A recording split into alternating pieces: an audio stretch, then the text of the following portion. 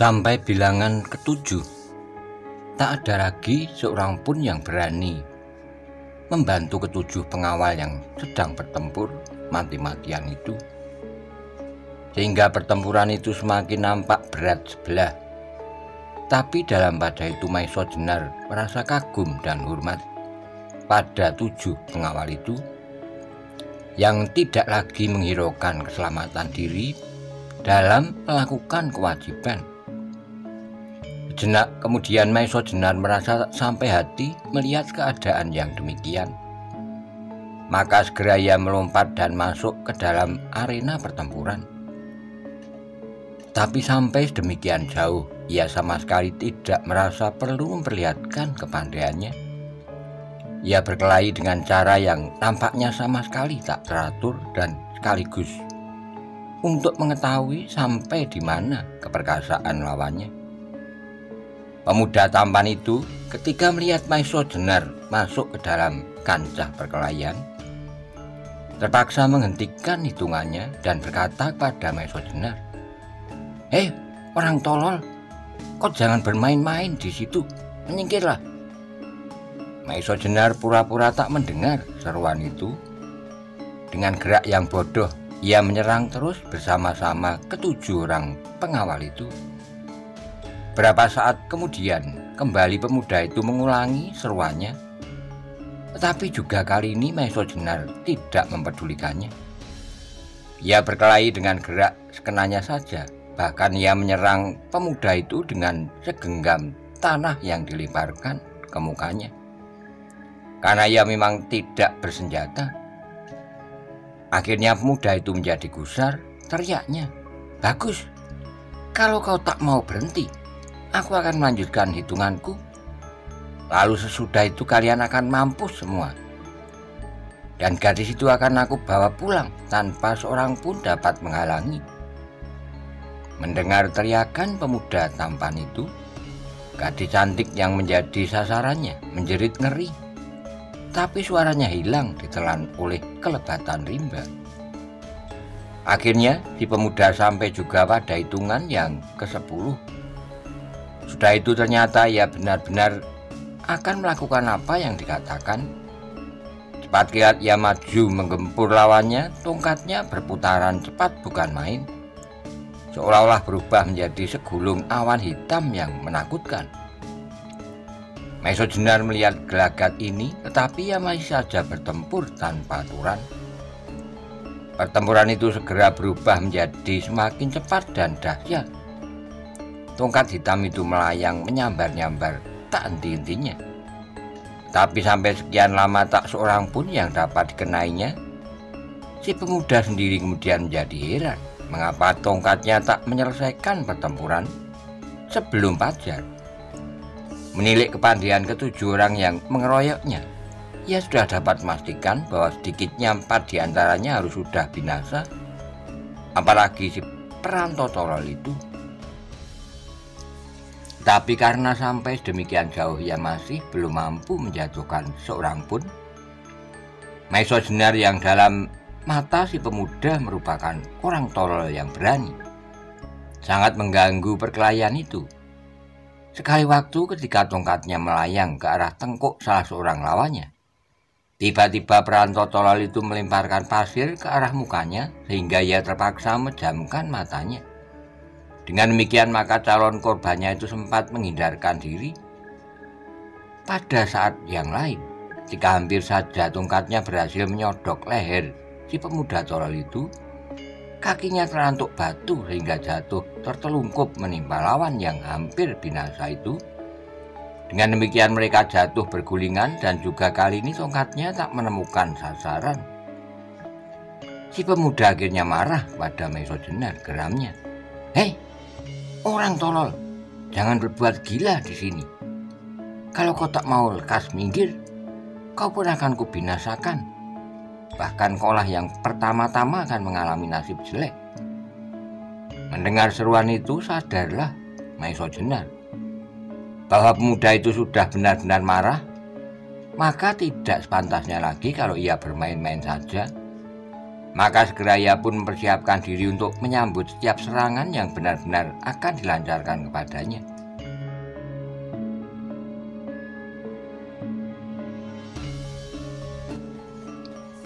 Tetapi sementara itu terjadilah suatu hal yang sangat mengejutkan mereka semua. Tidak saja para pengawal dan mereka yang melakukan perjalanan, tapi juga pemuda itu dan Maisojenar. Tiba-tiba dalam suasana keributan pertempuran di antara kesepian rimba itu, menggetarlah suara tertawa nyaring yang semakin lama terdengar semakin mengerikan. Segera semua yang mendengar suara itu mengenal bahwa itulah suara Maharaja yang kekuasaannya terbentang, meliputi seluruh hutan Mentaok dan bagian-bagiannya. Ia adalah yang sangat ditakuti dengan namanya yang seram, Lowoiju. Bahkan kali ini suara tertawa itu sedemikian mengerikannya, seperti memenuhi seluruh rimba dan mengepung mereka dari segala penjuru. Demikian hebatnya pengaruh suara tertawa itu, seperti mengguncang-guncang dada, sehingga arahnya pun tak dapat diketahui dari manakah sumber suara itu. Beberapa orang menjadi bingung dan ketakutan, bahkan ada yang menjadi lemas dan hampir pingsan. Tidak ketinggalan para pengawal pun segera nampak sangat cemas, sebab munculnya Lowoiju setelah beberapa lama lenyap itu adalah sangat tiba-tiba dan tak disangka-sangka. Maisojenar yang mempunyai telinga sangat tajam dengan seksama memperhatikan suara itu. Meskipun perlahan-lahan akhirnya dapat diketahui dari manakah asalnya. Tapi rupanya pemuda tampan itu pun bukan orang biasa pendengarannya. Ternyata sangat tajam. Untuk mengetahui arah suara itu, diangkatnya wajah. Meskipun tidak secepat Maisojenar, ia pun akhirnya dapat mengetahui sumber suara itu. Maka segera ia pun bersiaga menghadap ke arah suara itu sambil berteriak, "Hei, Lowoiju, kau jangan main gila di hadapanku. Ayo keluarlah dari sarangmu. Apakah yang sebenarnya kau kehendaki dengan memperdengarkan suara tertawamu yang memuakkan itu?" Mendengar seruan pemuda itu, semua orang termasuk Maisojenar menjadi bertanya-tanya dalam hati. Siapakah dia yang telah berani menentang Lowoiju ini? Sementara itu suara tertawa Lowoiju pun semakin lama semakin surut dan akhirnya mereka dikejutkan oleh sebuah bayangan yang melayang turun dari dahan yang cukup tinggi, tapi yang sama sekali tak diduga-duga oleh Maisojenar dan pemuda tampan itu. Ternyata Lowoiju bertengger di atas dahan yang hanya berjarak tidak lebih dari 20 depan dengan mereka. Sama-sama samar-samar oleh cahaya api yang masih menyala, nampaklah bahwa Lowoiju pun sebenarnya masih muda. Usianya tidak juga terpaut banyak dengan pemuda tampan itu maupun dengan Maisojenar. Tubuhnya kekar kuat, matanya hitam mengkilat, memancarkan sinar kekejaman dan kebengisan. Sedangkan di bawah hidungnya melekatlah kumis yang lebat hitam melintang menyeramkan. Meskipun pada saat itu Lowoiju tersenyum, tetapi senyumnya sama sekali tidak menambah manis wajahnya. Bahkan beberapa orang yang melihatnya menjadi gemetar ketakutan, seakan-akan melihat senyuman malaikat pencabut nyawa yang berhasil melakukan tugasnya dengan baik. Perlahan-lahan setapak demi setapak Lowoiju berjalan mendekati pemuda tampan itu. Di pinggangnya membelit kain berwarna putih dengan lukisan hijau di atasnya. Pastilah itu gambar yang menyeramkan.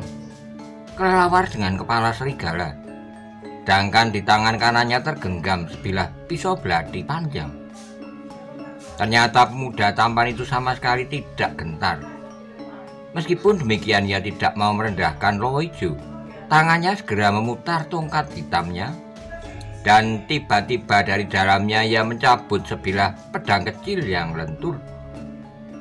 Melihat hal itu, Lowoiju tertawa, tetapi kali ini tertawanya pendek. Katanya, "Ular laut gila, kok jangan main gagah-gagahan di daerah ini. Mendengar kata-kata Lowoijo, sekali lagi Maeso Jenar terkejut. Pikirnya, inilah agaknya yang disebut Samparan dengan panggilan ular laut, yang memiliki wajah tampan dan bernama Joko Soko. Karena itulah maka dengan enaknya ia dapat melawan 7 orang. Bahkan lebih dari itu, dan dengan beraninya pula ia menantang Lowoijo. Mendengar ucapan Lowoijo, Joko Soko sama sekali tidak menjadi takut. Malahan kembali bibirnya yang tipis itu menyungging senyum aneh. Jawabnya, daerah inikah yang kau maksud? Joko Soko, sambung Lowoijo. Kau jangan mencari perkara. Kau tahu bahwa seluruh hutan Mentawuk dan bagian-bagiannya serta segala isinya adalah daerah wewenangku. Joko Soko bergumam. Telah berapa bulan atau berapa tahun aku merendam diri di sarangmu, dan tahu-tahu sekarang masih mengatakan daerah ini daerah wewenangmu. Lowoijo, menurut pikiranku daerah ini sekarang merupakan daerah tak bertuan. Kau jangan mengigo, Soko. Aku belum pernah melepaskan hak yang pernah aku miliki.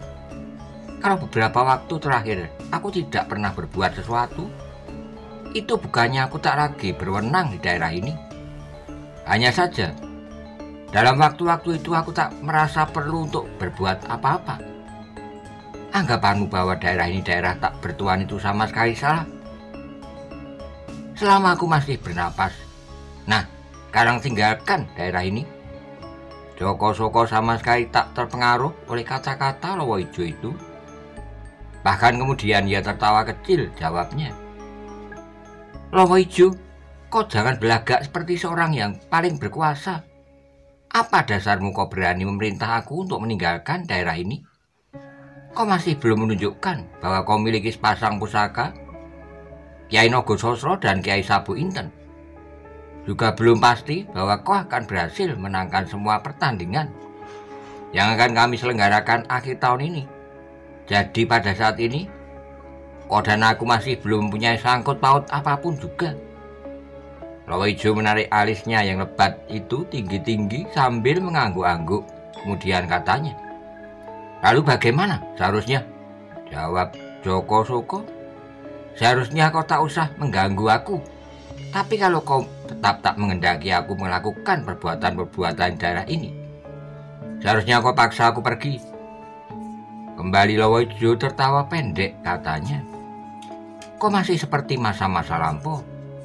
Setelah kau capai tingkatanmu yang hampir sempurna sekarang ini, seharusnya kau tak lagi banyak bernafsu untuk berkelahi. Dan apakah artinya pertempuran di antara kita?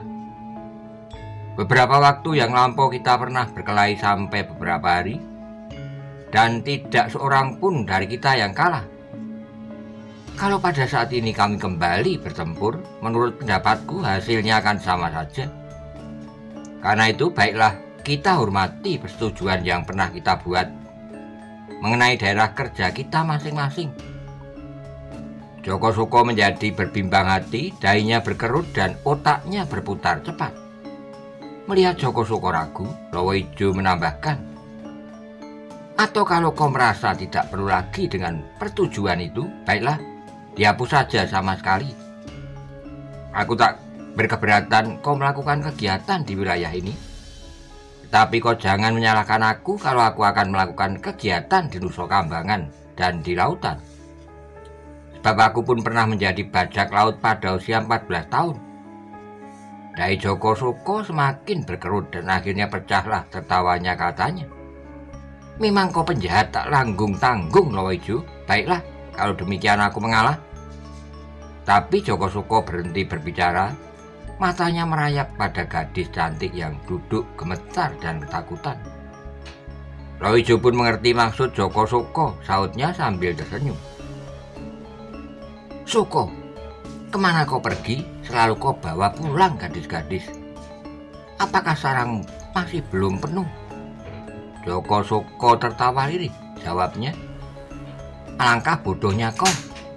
Nusa Kambangan cukup luas untuk menampung semua gadis dari Pulau Jawa ini. Dan atas gadis ini kau tidak berkeberatan mendengar percakapan mereka. Gadis itu menjadi semakin ketakutan. Sekarang di hadapan kedua penjahat terkenal itu, rombongan yang berjumlah 10 orang dengan mereka yang telah tersadar dari pingsannya pun tidak mungkin dapat menghalangi maksud ular laut yang gila itu. Meskipun orang-orang lain juga merasa ketakutan dan ngeri, tetapi sebesar-besarnya mereka hanya harus menyerahkan barang-barang mereka. Tapi gadis itu harus menyerahkan dirinya. Satu-satunya harapan baginya adalah kalau Lowijo tetap pada pendiriannya, melarang Joko Soko berbuat sesuatu di daerah ini. Sebab Lowijo sendiri menurut berita yang tersiar tak pernah menculik atau menghendaki seorang gadis. Tapi alangkah kecewanya gadis itu, bahkan hampir saja ia jatuh pingsan ketika didengarnya. Lowijo berkata sambil tertawa pendek, "Joko Soko, sebenarnya aku sama sekali tak mengubah pendirianku. Tapi sebagai seorang sahabat, baiklah aku hadiahkan gadis itu kepadamu. Aku sama sekali tak berkepentingan dengannya, sebab aku mempunyai kepentingan lain." Mendengar jawaban Lowijo, Joko Soko menjadi gembira sekali, katanya, "Lowijo, memang hanya itulah yang sebenarnya aku kehendaki dari rombongan ini. Hanya barangkali kau anggap aku bersalah bahwa aku tidak minta izinmu dahulu. Nah, sekarang kau telah mengizinkan." Sekali lagi Lowijo tertawa. "Terserahlah padamu, Joko Soko," katanya. Mendengar keputusan Lowijo, gadis itu semakin putus asa. Tak ada lagi harapan baginya untuk melepaskan diri dari tangan penjahat itu. Maeso Jenar selalu memperhatikan perkembangan keadaan dengan cermat. Ia dihadapkan pada satu persoalan yang juga cukup rumit. Di sini, tanpa diduga-duga ia telah bertemu dengan Lowijo yang sengaja akan dicarinya. Tapi di sini juga ada seorang yang dapat mengganggu pertemuan itu, yaitu Joko Soko yang ternyata mempunyai kekuatan seimbang dengan Lowijo. Kalau pada saat itu Maeso Jenar membuat perhitungan dengan Lowijo, ia sendiri belum tahu pasti siapakah yang akan menang, apalagi kalau kemudian Joko Soko ikut campur, maka masalahnya akan merugikan. Menurut perhitungan Maeso Jenar, melawan dua orang adalah pekerjaan yang berat sekali, bahkan mungkin di luar kuasanya. Tapi di luar itu, ia menghadapi soal baru. Joko Soko menghendaki untuk membawa gadis itu pulang ke Nusa Kambangan. Apakah hal yang demikian dan berlangsung di bawah hidungnya akan dibiarkan saja? Andaikan ia bertindak, dalam hal ini pun ada kemungkinan ia terlibat dalam pertempuran melawan kedua orang itu. Sebagai seorang prajurit pilihan, Maeso Jenar sama sekali tidak mengenal takut. Kalau ia sampai berpikir demikian, masalahnya adalah atas dasar perhitungan cara dan bagaimana untuk mencapai maksudnya. Selagi Maeso Jenar sibuk berpikir, Joko Soko dengan matanya yang redup dan senyum aneh yang menghiasi bibirnya yang tipis telah mulai bergerak dan berjalan perlahan-lahan ke arah gadis cantik itu. Sementara itu Lowijo berteriak bergurau, "Joko Soko, sebenarnya aku iri hati melihat ketampanan wajahmu, tapi kau rupanya adalah seorang tampan yang sia.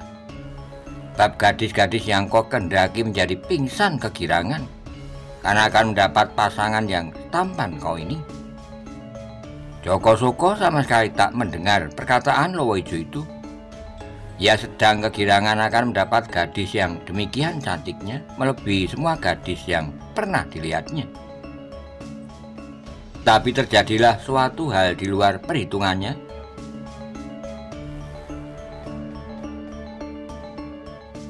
Dalam keputusasaan, gadis itu memutuskan untuk lebih baik membunuh dirinya.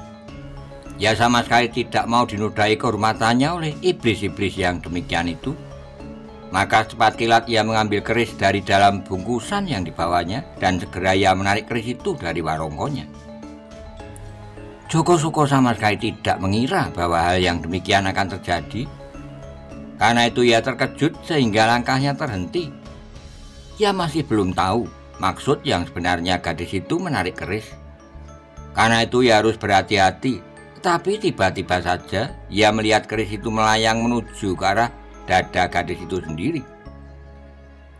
Joko Suko tersadar karena itu harus dicegahnya, tetapi sayang jaraknya masih terlalu jauh. Sehingga terloncatlah teriakan dari mulutnya yang berbibir tipis itu dengan noda yang cemas akan kehilangan gadis itu. "Jangan lakukan itu." Tapi teriakannya itu menggetar tanpa sesuatu pengaruh apapun atas gadis yang sudah bertekad untuk mati daripada jatuh di tangan bajak laut yang berwajah tampan itu. Tiba-tiba nampaklah sebuah bayangan meluntar dengan cepatnya menyambar pergelangan tangan gadis itu, sehingga keris yang digenggamnya tidak sampai menembus dadanya. Gadis itu terkejut bukan kepalang, demikian juga semua yang menyaksikan. Bahkan Joko Suko dan Loijo pun menjadi terkejut dan heran melihat orang dapat bergerak demikian cepatnya.